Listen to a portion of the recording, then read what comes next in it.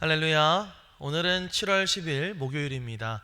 오늘도 정심일 예배를 통해 경건의 일상을 살아가고자 하시는 우리 큰믿음 미신교회 모든 성도님들 사랑하고 축복합니다. 다 함께 사도신경으로 우리의 신앙을 고백하며 하나님 앞에 나아가겠습니다. 전능하사 천지를 만드신 하나님 아버지를 내가 믿사오며 그 외아들 우리 주 예수 그리스도를 믿사오니 이는 성령으로 잉태하사 동정녀 마리아에게 나시고 본디오 빌라도에게 고난을 받으사 십자가에 못 박혀 죽으시고 장사한 지 사흘 만에 죽은 자 가운데서 다시 살아나시며 하늘에 오르사 전능하신 하나님 우편에 앉아 계시다가 저리로서 산자와 죽은 자를 심판하러 오시리라. 성령을 믿사오며 거룩한 공회와 성도가 서로 교통하는 것과 죄를 사하여 주시는 것과 몸이 다시 사는 것과 영원히 사는 것을 믿사옵나이다. 아멘. 다 함께 찬송가 452장 찬양하시겠습니다.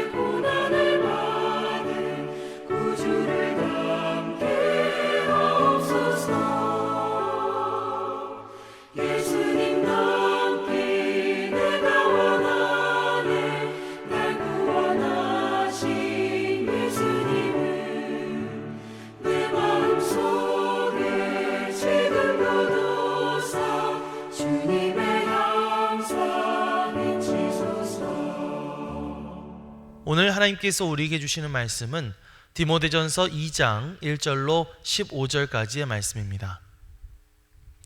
그러므로 내가 첫째로 권하노니 모든 사람을 위하여 간구와 기도와 도고와 감사를 하되 임금들과 높은 지위에 있는 모든 사람을 위하여 하라. 이는 우리가 모든 경건과 단정함으로 고요하고 평안한 생활을 하려 함이라. 이것이 우리 구주 하나님 앞에 선하고 받으실 만한 것이니 하나님은 모든 사람이 구원을 받으며 진리를 아는 데에 이르기를 원하시느니라. 하나님은 한 분이시요 또 하나님과 사람 사이에 중보자도 한 분이시니 곧 사람이신 그리스도 예수라. 그가 모든 사람을 위하여 자기를 대속물로 주셨으니 기약에 이르러 주신 증거니라. 이를 위하여 내가 전파하는 자와 사도로 세움을 입은 것은 참말이요 거짓말이 아니니 믿음과 진리 안에서 내가 이방인의 스승이 되어노라. 그러므로 각처에서 남자들이 분노와 다툼이 없이 거룩한 손을 들어 기도하기를 원하노라. 또 이와 같이 여자들도 단정하게 옷을 입으며 소박함과 정절로써 자기를 단장하고 따은 머리와 금이나 진주나 값진 옷으로 하지 말고 오직 선행으로 하기를 원하노라.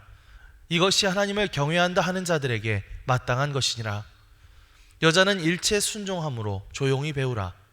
여자가 가르치는 것과 남자를 주관하는 것을 허락하지 아니하노니 오직 조용할지니라. 이는 아담이 먼저 지음을 받고 하와가 그 후며 아담이 속은 것이 아니고 여자가 속아 죄에 빠졌음이라. 그러나 여자들이 만일 정숙함으로써 믿음과 사랑과 거룩함에 거하면 그의 해산함으로 구원을 얻으리라. 이는 하나님의 말씀입니다. 아멘. 할렐루야. 오늘도 말씀을 듣는 여러분의 심령 가운데 성령님의 조명하심이 함께하여 주시기를 간절히 축원합니다. 우리가 살아가는 이 세상은 참으로 다양하고 복잡합니다. 정치, 경제, 사회, 문화 그 어느 것 하나 우리 신앙과 무관한 것이 없죠. 때로는 세상의 혼란과 갈등 속에서 어떻게 내가 그리스도인답게 살 수 있을 것인가 굉장히 막막하게 느껴질 때도 있습니다.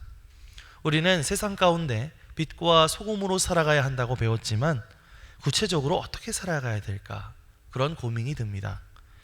오늘 사도 바울은 그의 영적인 아들 디모데에게 보낸 이 편지를 통해서 에베소 교회라는 이런 구체적인 상황 속에서 그리스도인들이 개인적으로 또 공동체적으로 세상과 어떻게 관계를 맺고 또 어떤 삶의 자세를 가지고 살아야 하는지 가르쳐주고 있는데요. 오늘 말씀을 통해서 교회가 어떤 역할을 해야 되는지 또 교회를 이루는 각 지체들 그 지체들이 어떤 모습으로 살아가야 될 것인지 함께 살펴보면서 은혜를 나누는 시간 되었으면 좋겠습니다. 사도 바울은 그리스도인으로서 이 세상을 살아가기 위한 지침을 일러 주었는데요. 그가 첫 번째로 권면했던 것은 바로 기도하라는 것이었습니다. 오늘 말씀 1절과 2절입니다.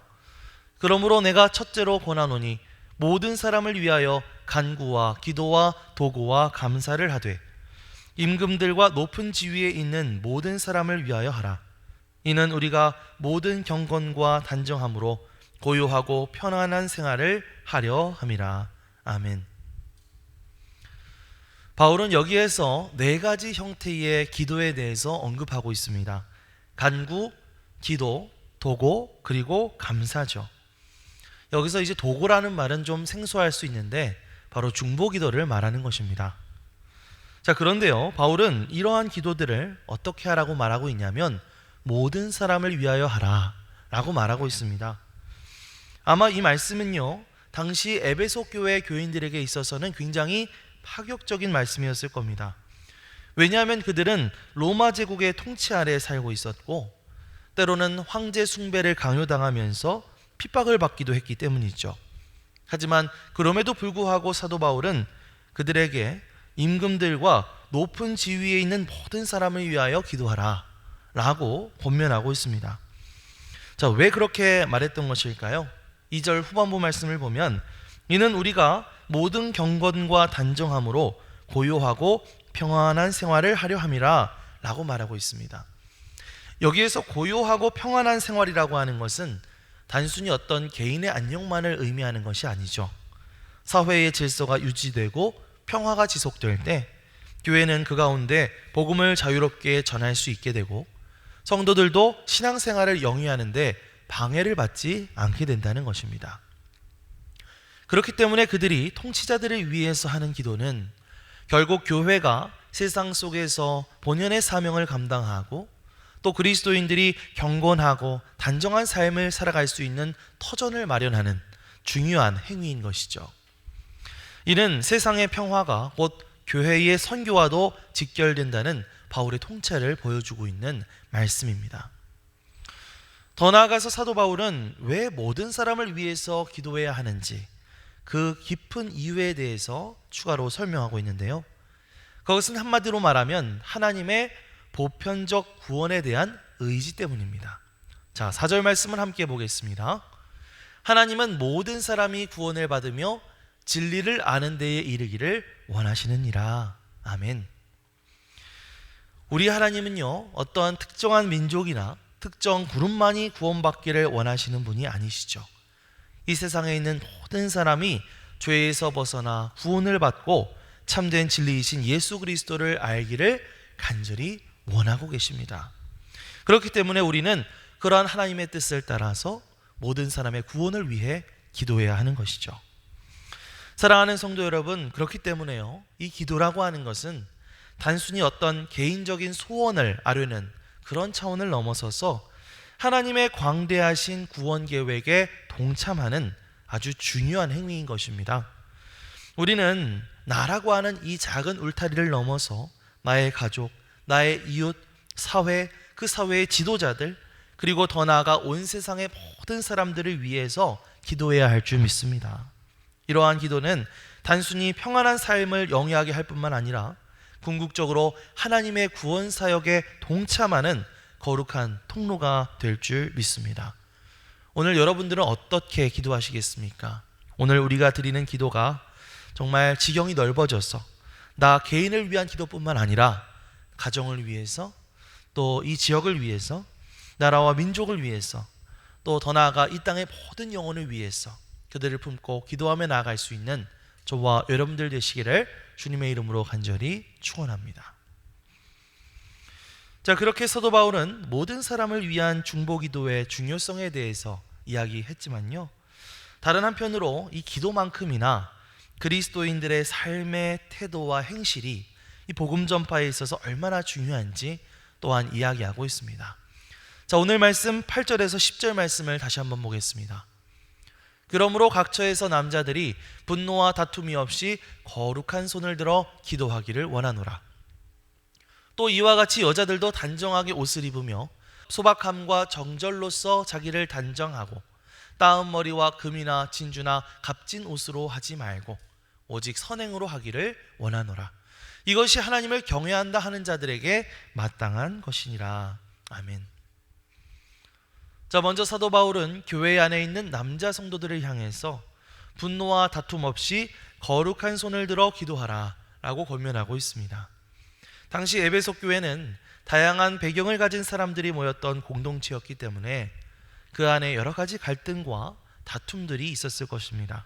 하지만 바울은 그런 불필요한 분노와 다툼에 에너지를 쏟는 것이 아니라 오히려 평화롭고 거룩한 마음으로 하나님 앞에 기도하는 데에 그 에너지를 쏟으라, 거기에 집중하라 라고 가르치는 것이죠.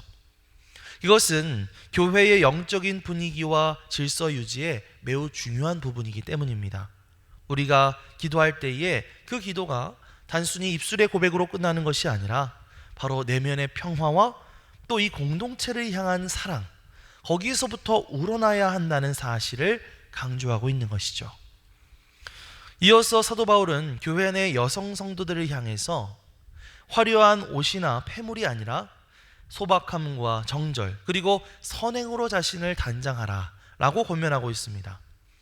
당시 이 에베소라고 하는 동네는요, 상업이 굉장히 발달하고 부유한 도시였습니다. 그렇기 때문에 여성들이 화려하게 치장하는 것이 당연하게 여겨지던 그런 문화였죠. 하지만 사도 바울은 외적인 치장에 집중하는 대신 내면의 평화와 섬김과 겸손과 온유, 그리고 선행의 아름다움을 통해서 빛나는 것이 진정한 그리스도인의 아름다움이다 라고 강조하고 있는 것입니다. 우리의 가장 귀한 옷이자 장신구는 바로 그런 하나님 앞에서의 경건한 삶으로부터 우러나오는 그런 착한 행실, 선한 행실인 것이죠. 사도 바울이 에베소 교회 성도들에게 했던 이러한 권면은 오늘날 우리에게도 큰 도전을 주고 있습니다. 우리는 그리스도인으로서 세상 사람들 앞에 섬김과 겸손과 온유와 같은 그런 예수님의 모습을 드러내고 있는가? 아니면 세상의 가치를 쫓아서 외적인 조건이나 외적인 모습, 어떤 성과를 내세우며 다투고 있지는 않았는가? 돌이켜보았으면 좋겠습니다.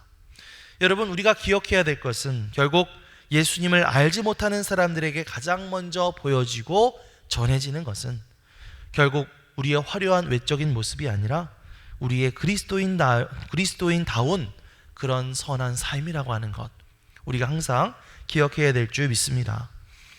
이렇게 일상 속에서 나타나는 경건한 삶의 태도와 선한 행실이야말로 비신자들이 가장 먼저 접하고 이해하게 되는 살아있는 복음임을 우리가 기억하면서 오늘 우리가 사람들 앞에 보여주는 그런 모습들, 그리고 우리의 행실을 통해서 우리가 복음의 능력을 전하고 정말 예수 그리스도를 전할 수 있는 저와 여러분들이 되시기를 주님의 이름으로 간절히 축원합니다. 자, 그러면서 계속해서 사도 바울은 에베소 교회 내에 있는 여성들을 향해서 계속해서 권면을 하고 있습니다.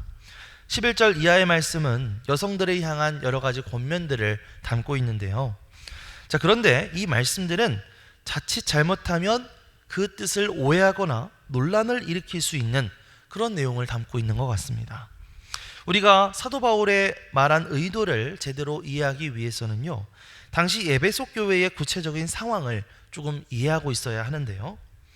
자, 디모데전서라고 하는 것은 이 에베소 교회의 혼란스러운 상황 속에서 사도 바울이 목회자인 디모데를 격려하고 한편으로 그 교회에 일어나고 있는 여러 가지 혼란들을 잠재우고 교회 질서를 다시 세우려는 목적을 가지고 쓰여졌다고 할 수가 있죠. 에베소라고 하는 도시는요, 당시 이 아데미 여신의 숭배가 활발하게 이루어지고 있던 곳이었습니다. 그러다 보니까 이 여자 사제들이 종교적으로도 굉장히 주도권을 가지고 활동하고 있었다고 하죠. 그러다 보니까요, 교회 안에서도 이러한 영향들이 있었던 것 같아요. 교회 안에서도 어떤 이런 이단적인 가르침들이 있었을 뿐만 아니라 이 아데미 여신의 여사제들처럼 몇몇 여성들이 그 앞에 나와 과도한 발언을 하거나 예배를 무질서하게 만드는 그런 문제들이 이 에베소 교회 안에 있었던 것입니다. 그래서 사도 바울은 이러한 문제를 해결하기 위해서 다음과 같은 권면을 하고 있는 것인데요. 11절과 12절 말씀을 봅시다. 여자는 일체 순종함으로 조용히 배우라. 여자가 가르치는 것과 남자를 주관하는 것을 허락하지 아니하노니 오직 조용할지니라. 이렇게 말하고 있습니다. 자, 이러한 사도 바울의 말은요, 단순히 옛날 우리나라의 그런 남존 여비 사상 있죠. 그런 어떤 배경 가운데서 어디 여자가 남자들 앞에 나서고 있어, 여자들은 그저 순종하고 가만히 있어야 돼, 이런 얘기를 하려고 하는 것이 아니었다는 것입니다. 아까 말했던 것처럼 이 에베소 교회의 특수적인 배경 아래에서 아래와 같은 이야기를 하고 있는 것이죠. 그래서 11절, 12절 그리고 그 후에 이어지는 15절까지의 말씀을 통해서 사도 바울이 계속해서 이야기하고 싶은 것은요, 이 여성들을 억압하려는 것이 아니라 교회 안에서의 질서를 회복시키고 어떤 그 가운데 일어났던 혼란을 잠재우기 위한 어떤 특수한 지시였다라고 하는 사실을 우리가 분명히 이해해야 될 줄 믿습니다. 사랑하는 성도 여러분, 사도 바울은 이 본문을 통해서 단순히 교회 안에 있는 여성들에게 지침을 내리고 있는 것이 아니라 바로 교회 공동체 전체가 하나님 앞에서 어떻게 질서 있게 세워져 나가야 되는지를 가르쳐주고 있습니다. 사도 바울은 일찍이 교회를 가리켜서 그리스도를 머리로 한 몸된 지체라고 그렇게 설명을 했었죠. 몸 안의 질서가 무너지면 그 건강을 잃어버리게 되잖아요. 마찬가지로 교회 공동체도 기도의 질서, 예배의 질서, 성도들의 태도의 그 질서가 회복되게 될 때에 비로소 건강하게 세워져 나갈 수 있습니다. 그게 성별에 상관없이 남자든 여자든 또 그게 목회자든 평신도든 그 누구든 우리 모두가 다 이 질서를 잘 세워나가고 하나님께서 맡기신 자리에서 믿음과 사랑과 거룩함으로 살아가기에 힘쓰게 될 때에 그때 교회는 하나님의 집으로서 또 복음의 통로서의 제 역할을 잘 감당하게 될 줄 믿습니다. 오늘 말씀을 기억하면서 오늘 우리가 신앙생활하고 있는 이 큰 믿음 유신교회 공동체, 이 교회 공동체 또한 건강한 질서 가운데 세워지게 하여 주옵소서. 이렇게 끊임없이 교회를 위해 중보하고 기도하며 나아갈 수 있는 저와 여러분들이 되시기를 주님의 이름으로 간절히 축원합니다. 아멘. 기도하겠습니다. 사랑과 은혜가 풍성하신 하나님 감사드립니다. 오늘 말씀을 통해 우리를 기도의 자리 가운데 불러주시고 우리의 삶의 태도와 교회 안의 질서를 다시 돌아보게 하심에 감사를 드립니다. 먼저 우리의 기도가 이웃과 나라를 품는 모든 사람을 위한 넓은 기도가 되게 하여 주옵소서. 주님은 모든 사람이 구원을 이루기까지 정말 쉬지 않으시는 줄 믿사오니 우리가 모든 이들이 주님 앞에 돌아올 때까지 쉬지 않고 기도하는 우리가 될 수 있도록 인도하여 주옵소서. 또한 우리의 삶이 복음을 드러내는 선한 행실로 빛날 수 있도록 인도하여 주시고, 주님께서 맡기신 그 자리에서 정말 그 질서와 은혜 가운데 설 수 있도록 우리 흠이듬신 교회를 인도하여 주옵소서. 감사드리며 예수 그리스도의 이름으로 기도드리옵나이다. 아멘. 하늘에 계신 우리 아버지여, 이름이 거룩히 여김을 받으시오며 나라가 임하시오며 뜻이 하늘에서 이루어진 것 같이 땅에서도 이루어지이다.